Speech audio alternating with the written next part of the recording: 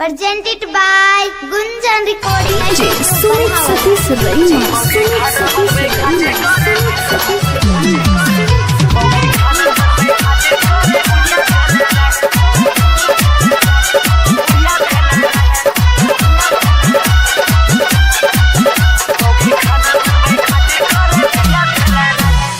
आजकल के मौगी होय छे बड़ी हारा जाए।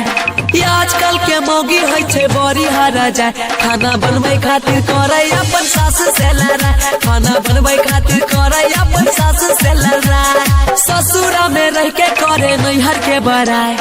ससुरा में रह के करे नैहर के बड़ाई। मौगी खाना बनवे खातिर करे बुढ़िया से लड़ाई। खाना बनवे खातिर करे अपन ननद से लड़ाई।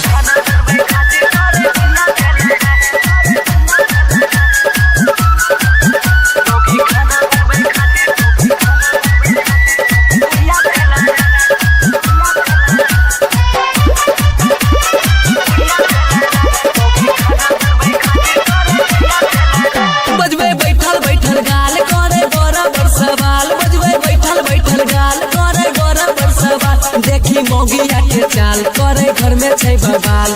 गाली वाला खाली कइने छै रे उपाढ़ाय। गाली वाला खाली कइने छै रे उपाढ़ाय। खाना बनवे खातिर बुढ़िया से करे छै लड़ाई। खाना बनवे खातिर गोतानी से करे छै लड़ाई।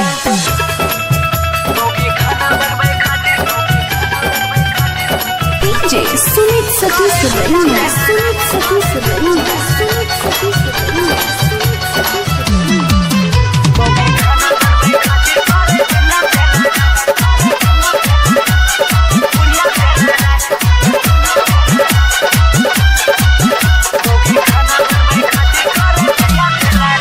करे नै छै एको काम रखै डरे में सामान। करे नै छै एको काम रखै डरे में सामान।